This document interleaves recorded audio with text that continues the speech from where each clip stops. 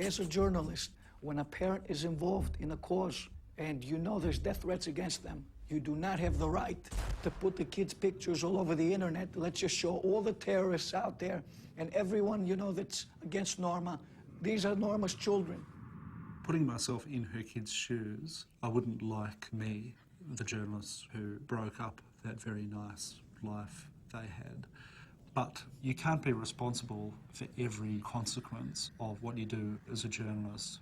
The fact was that Norma was the one who lied, Norma was the one who stole, Norma was the one who deceived all of these people. And if the kids are going to hold it against anybody, they should hold it against their mother.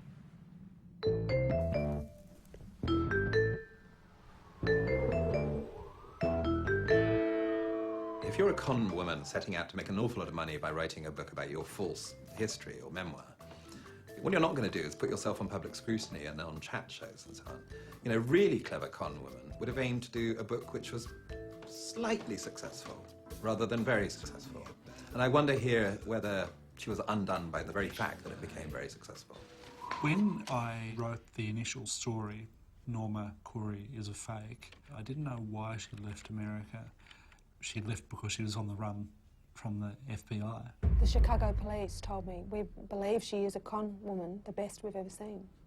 She was involved in various insurance frauds over the years. We know that she tried to sue for falling down a set of stairs at her friend's place. We know that there was a case where a laundromat that was in their family's name burnt to the ground and there was an insurance claim against that. She had, at various points in her adult life, conned people out of their money. Norma and John had stolen as much as $1 million American, and they shot through when the police got too close.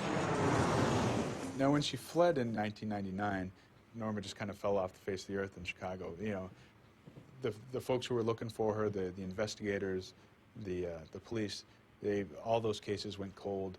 They'd kind of given up on ever finding her again. But as soon as Norma's name started popping up again in Chicago, I started getting calls after the first story ran from folks saying, I know Norma and she scammed me too. This is a document from the Chicago police. It's a statement from a man called John Closterides. She told him she was a Jordanian princess. I'm very wealthy in my own country, but I'm married and I want to divorce my husband and be with you, John, and be with you. But unfortunately, she can't be with John Closterides because she has multiple real estate holdings in the United States. So she says to Closterides, if you give me $40,000 cash, I'll be able to transfer one of those properties into our names and we'll be happy and we'll be in love and we'll be able to be together. And the poor fool hands over the money and, of course, never seen again. In 1998, she was actually charged with hitting and scratching her mother-in-law. And when the police showed up, she threatened to kill her mother-in-law. This witness stated that Norma was the most evil person she had ever met, and she was actually afraid of her. And that's her best friend. The picture that emerged was really a woman with a fairly troubled past, but her main goal in life was to make money. I got the sense that you could just keep digging forever and spend your lifetime trying to figure out what's true and what's not. Okay, I know that was illegal.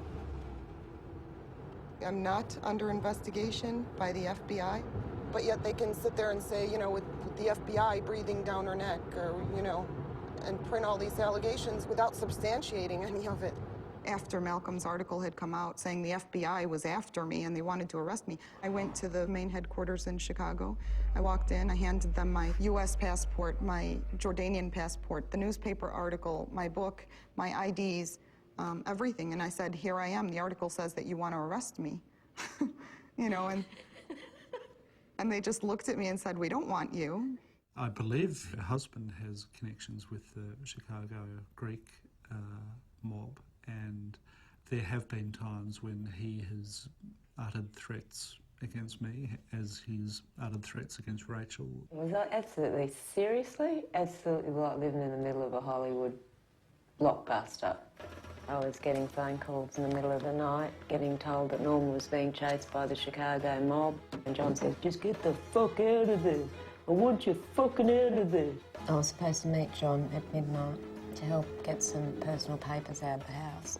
I thought it was a load of bullshit and I was being lured down to the canal.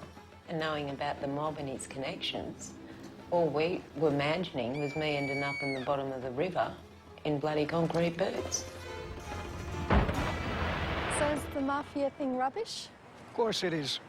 I wish I had those friends, you know. I wish I did sometimes. Maybe if I did, things would be different, you know. What has been said is that you're connected to mafia in Chicago. Am I? Am I not? I don't know, am I? You know what? Malcolm is a true you know, that man is truly evil. Your enemy, you know, will obviously be you know, and take you down. And that's exactly what that man did.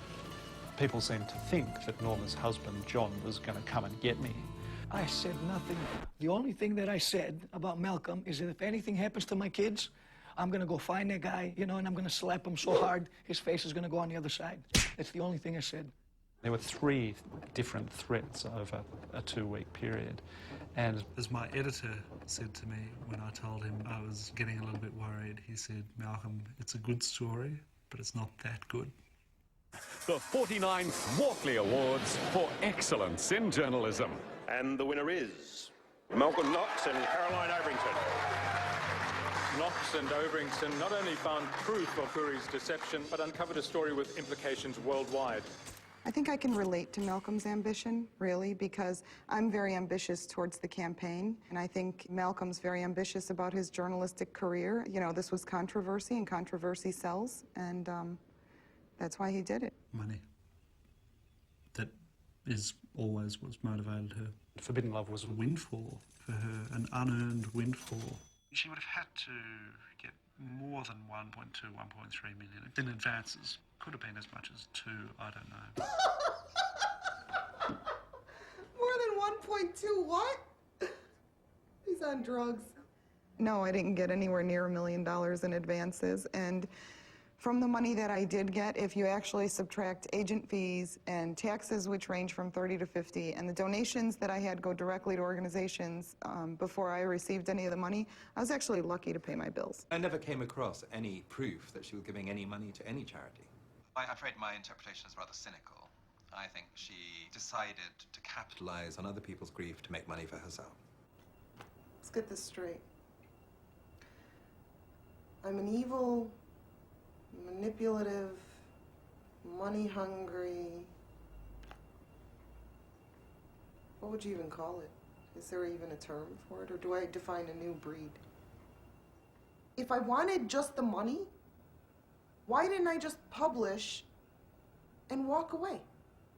Why would I bother publishing it and running around and doing the events and putting myself out there talking about it?